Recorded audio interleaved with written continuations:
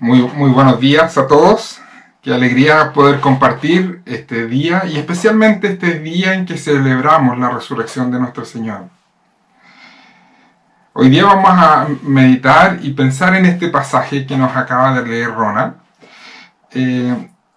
Un pasaje que creo que puede ayudarnos y desafiarnos mucho. A esta altura, en el pasaje que nos leyó Ronald, ya ha pasado todos los eventos de la cruz, ya pasaron esos momentos difíciles de ese viernes en la cruz. Y Jesús ha aparecido a las mujeres ese primer día de la semana, cuando ellas iban a preparar el cuerpo, a terminar de preparar el cuerpo para la sepultura. Aparecieron a estas mujeres compartieron con los discípulos que el Señor ha resucitado, pero ellos no le creyeron. Así que el Señor también aparece a los discípulos y les muestra a ellos claramente que ha vencido a la muerte. Pero es en ese momento en que está junto a ellos, en este lugar donde están ellos encerrados, Tomás no estaba junto a los apóstoles. Así que los apóstoles le cuentan a Tomás y le dicen: el Señor ha resucitado, lo hemos visto. Pero él no estaba convencido. Él tenía dudas. Y creo que estas dudas que él plantea son las que le han llevado a ganarse el apodo de Tomás el incrédulo. A él se le atribuyen estas palabras de ver para creer. ¿Pero realmente Tomás era un incrédulo? Nosotros, a diferencia de él, ¿somos verdaderamente creyentes?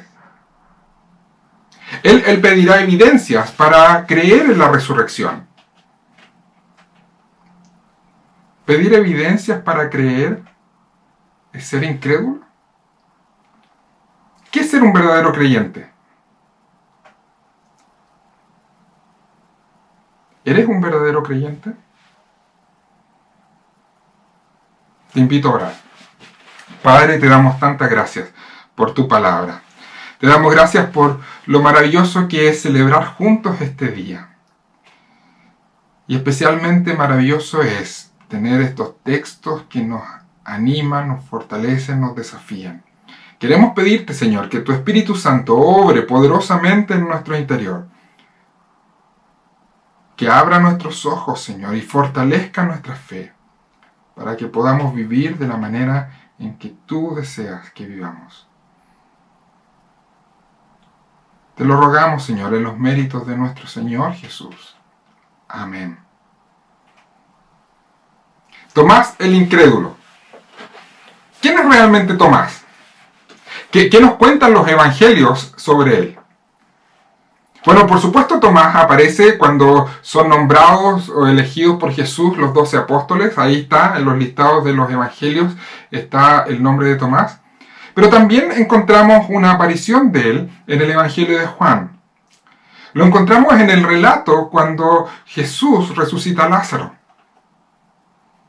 Se nos cuenta que los discípulos están junto a Jesús y que ellos ya saben que Jesús está siendo perseguido por los judíos, que buscan de Jesús para matarle.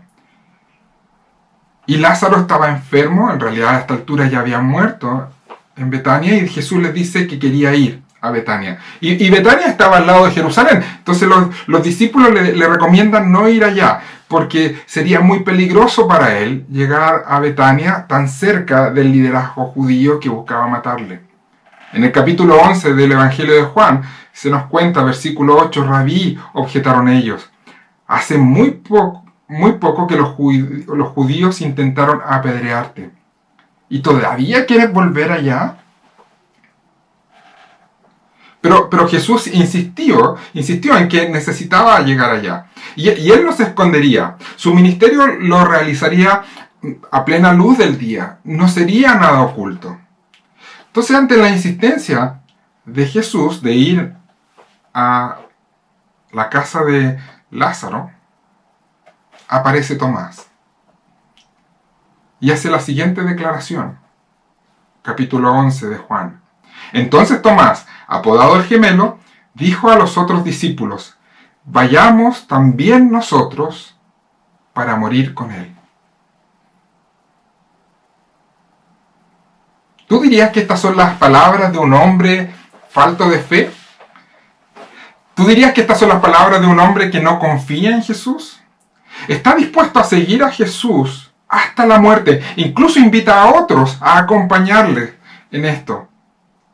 Quizás podríamos culpar a Tomás de no comprender el ministerio de Jesús, no entender qué es lo que Jesús venía a hacer. Pero creo que no podemos culparlo de incrédulo, de que no creía en Jesús.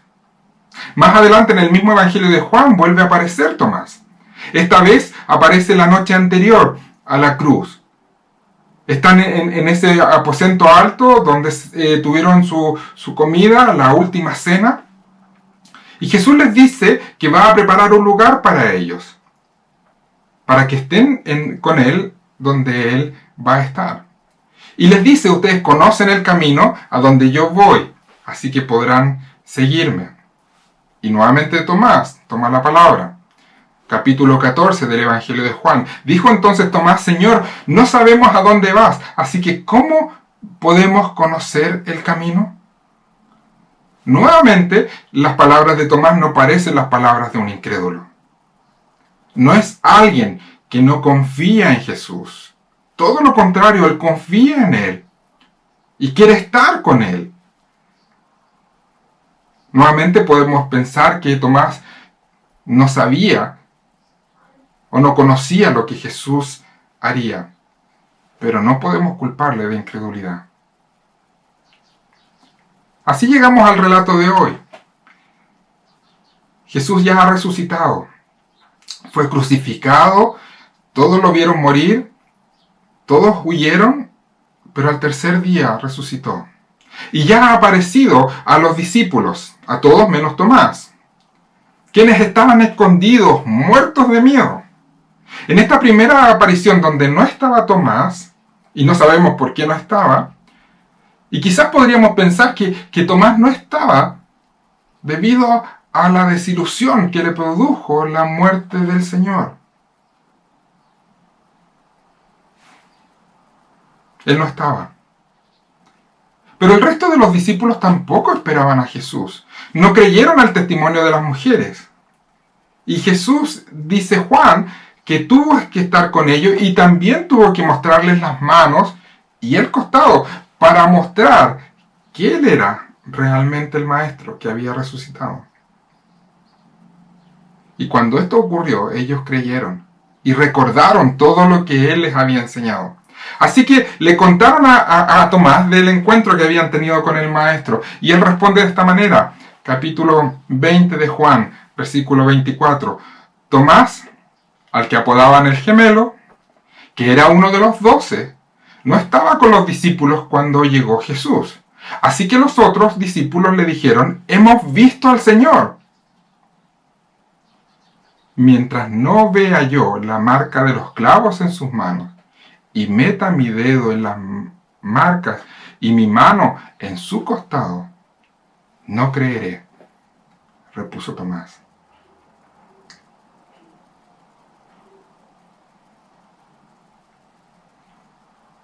El no creer en el relato de los apóstoles era una falta de fe en Jesús.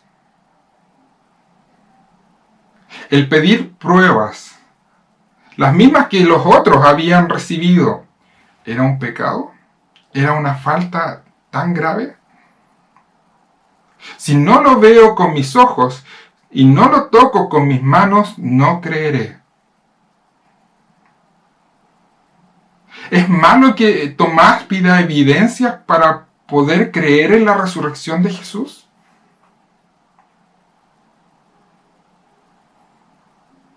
¿Será malo que nosotros también necesitemos evidencias para poder creer?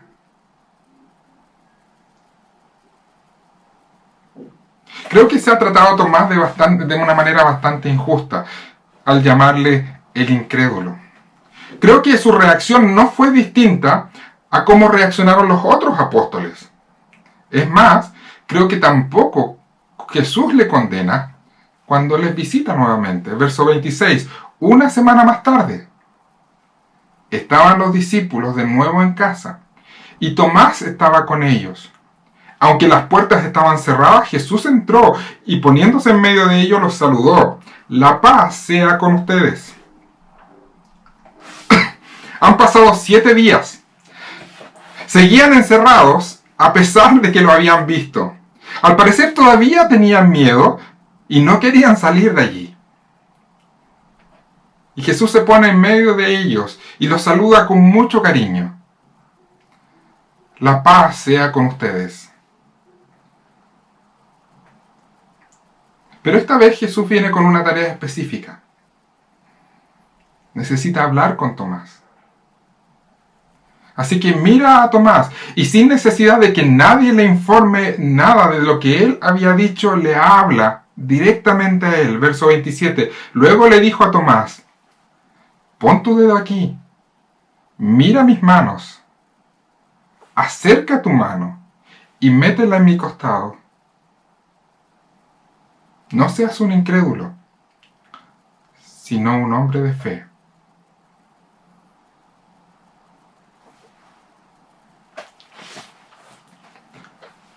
Tomás necesitaba ver las manos y tocar el costado de Jesús. Y Jesús le dice, aquí estoy.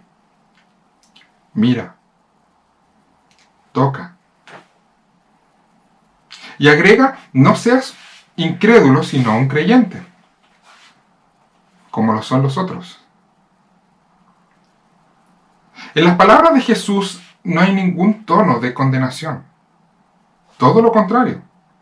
Jesús con gran amor y gentileza se acerca a Tomás para confirmar que él realmente vive, ha resucitado, que ha vencido a la muerte, tal como lo había anunciado. Jesús no condena a Tomás por tener necesidad de pruebas, sino al contrario, se las da. Jesús nos conoce muy bien, sabe perfectamente cómo somos cada uno y así nos trata a cada uno de manera especial. Jesús entiende las dudas de Tomás. Quizás entiende también la desilusión de Tomás y por eso le visita. Y de manera muy cariñosa le restaura, le anima, restaura su fe y su confianza en él, mostrándole que él ha vencido, como lo había anunciado. Ante esta revelación de Jesús, Tomás reacciona haciendo una declaración increíble. Verso 28. Señor mío y Dios mío, exclamó Tomás. No es solo una expresión de alabanza, sino que es una declaración de fe y confianza absoluta. Realmente, le dice Tomás a Jesús, realmente tú eres el Señor, tú eres el dueño absoluto de todo, tú eres mi Dios.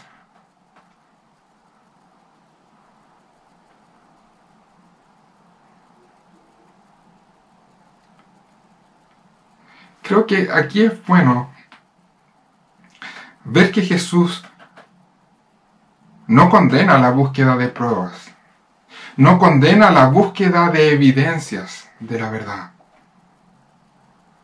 Y esto nos ayudará a entender y a aclarar qué es realmente lo que Dios espera, qué es la fe que Dios espera en ti y en mí.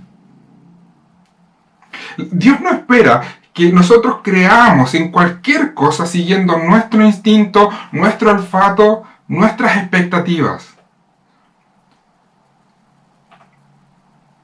Contrario al concepto actual de fe que encontramos en la sociedad que nos rodea, la fe en la Biblia no es una fe sin evidencia, no es una fe ignorante.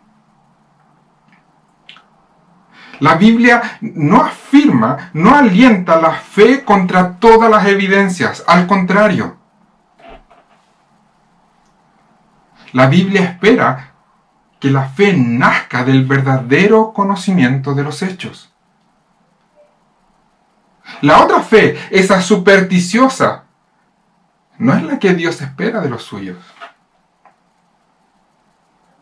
En la medida que las personas conocen a Jesús, conocen el carácter de Dios, están en mejores condiciones para poner toda su confianza en Él. La fe no se debilita con el conocimiento, no se debilita con las evidencias. Al contrario, se fortalece y crece. Por eso la Biblia dice que la fe viene por el oír la palabra de Cristo. La fe viene por el oír la palabra de Cristo que encontramos en la Escritura. Ahora, Jesús conoce y sabe y reconoce que Tomás está en una situación distinta a la de otros. Una situación especial, única. Y los que vendrán después de él no tendrán la posibilidad de tocar y ver como él la tuvo. Verso 29. Porque me has visto, has creído, le dijo Jesús. Dichosos los que no han visto y sin embargo creen. Jesús está simplemente haciendo una declaración de los hechos. Los apóstoles han visto. Y eso les ha llevado a la fe, ha confirmado la fe de ellos. Les han dado evidencias suficientes para creer en Jesús. Pero hay una promesa.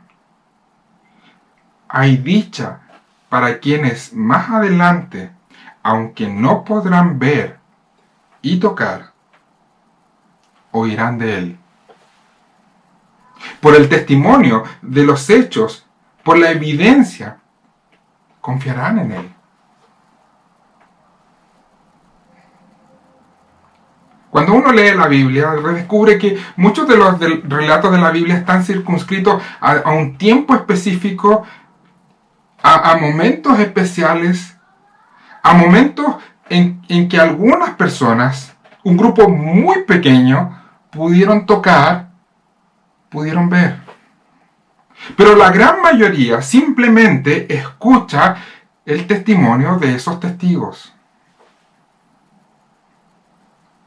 Jesús nos dice que hay bienaventuranza, que hay dicha, que hay verdadera felicidad en quienes creen al oír el testimonio de los testigos. Eso no significa creer sin conocer.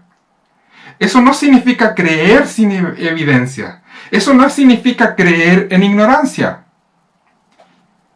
sino creer oyendo el testimonio fidedigno de quienes sí lo vieron y sí lo tocaron. Por eso el apóstol Juan escribió este evangelio, para informar de los hechos que ocurrieron. Como un testigo fiel, transmite los hechos tal cual como ocurrieron.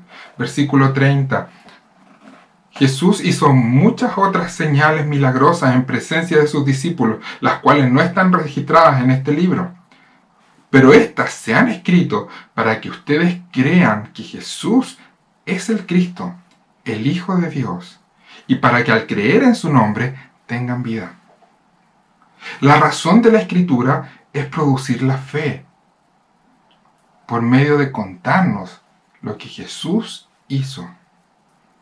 Conociendo quién es, lo que hizo, lo que dijo y por qué lo hizo. Este conocimiento debe llevarnos a ver que nada hay mejor en la vida que confiar en Él,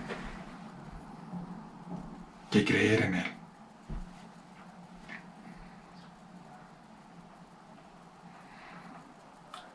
Pensemos nuevamente en Tomás.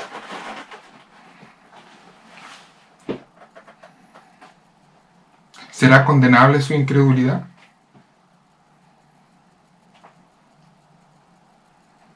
Podemos decir que en parte sí. Pero ninguno de nosotros es diferente a Tomás.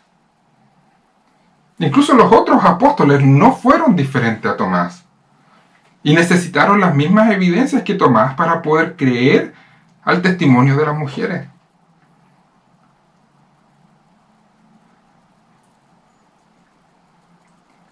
Nuestra fe también necesita evidencia. Necesitamos evidencias para confiar en Jesús. Jesús no se enojó ni condenó a los apóstoles por pedir evidencias de su obra. Tampoco se molesta con nosotros si también nosotros buscamos evidencias para creer. El problema es dónde buscaremos esas evidencias para confiar en Él. Si pensamos que se trata de algo más bien subjetivo, estamos en peligro, en un serio peligro. Jesús nos ha dado evidencia a través del testimonio de los testigos, a través de la Biblia. Se nos cuenta quién es Jesús y qué es lo que Él ha hecho. La verdadera fe, la que agrada a Dios, nace de la Biblia, de creer en ella. El problema surge cuando nuestra fe flaquea, cuando nuestra fe se ve debilitada. ¿Por qué? ¿Qué es lo que pasa? Creo que muchas veces a mí me pasa que no pongo mi fe en la evidencia que tengo ante mis ojos en la Escritura. Y decido ver el mundo según mis expectativas, según mis deseos, y espero que Dios actúe según lo que yo creo que Él debería hacer. Y cuando no veo que las cosas suceden como yo espero, como yo deseo, o como yo creo que Dios debería actuar, mi fe flaquea, se debilita, me desilusiono y corro el riesgo de alejarme.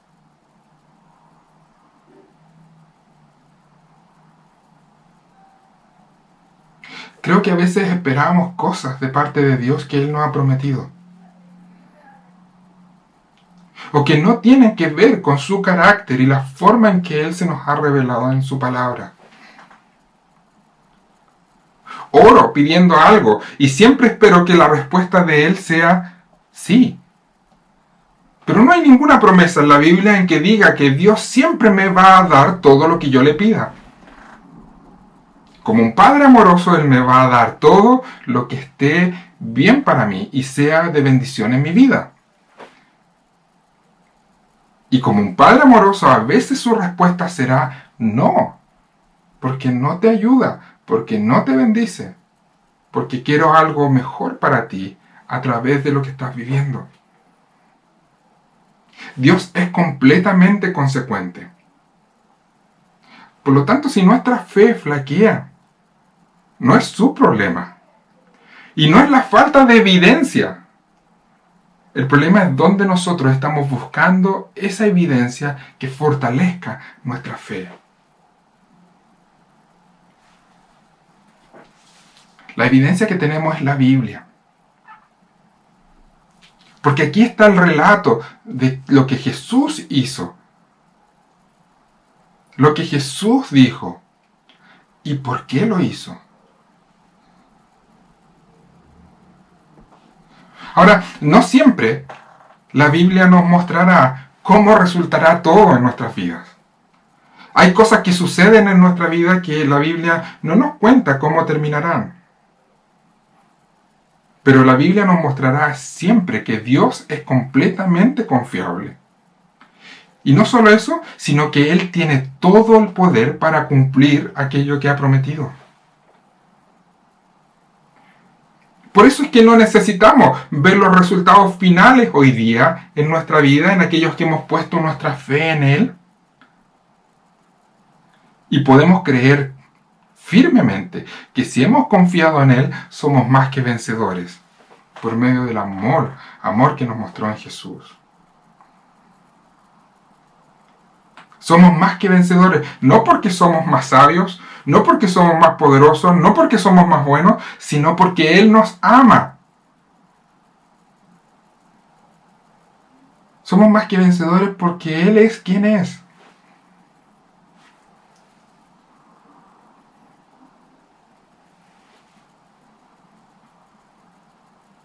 A veces el dolor y la pérdida ponen a prueba nuestra confianza. Situaciones como las que estamos viviendo hoy día ponen a prueba nuestra confianza en Dios, como pasó con Tomás.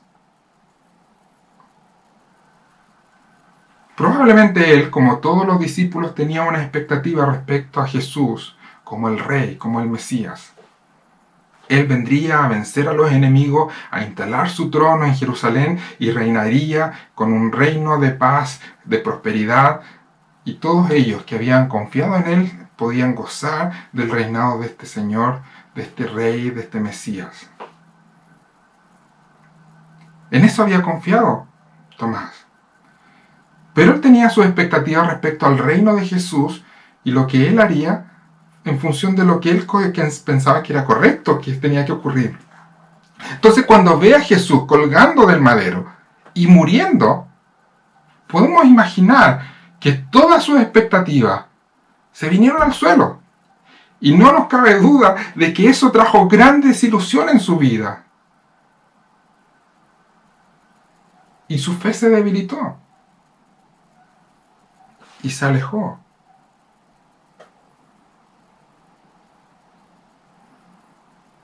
Pero no, Tomás no se fue tan lejos como para dejar el grupo. Quizás estaba desilusionado, pero aún así seguía siendo parte de este grupo. Y el resto trató de animarlo. Pero Jesús vino a él y no le abandonó.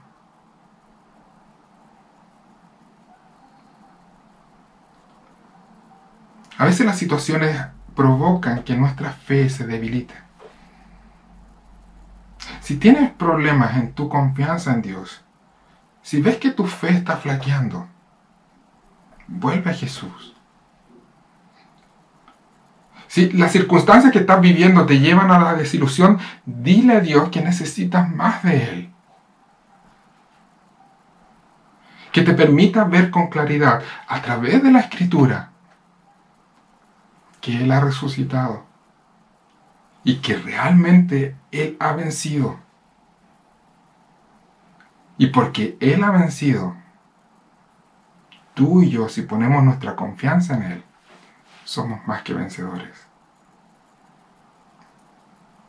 Jesús ha vencido a la muerte y no morirá.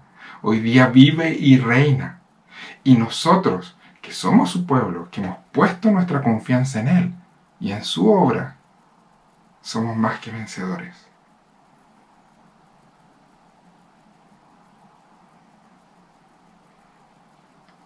Si tú no estás seguro de que eres parte de estas promesas, si tú no estás seguro de que eres parte de su pueblo, te invito a contactarme.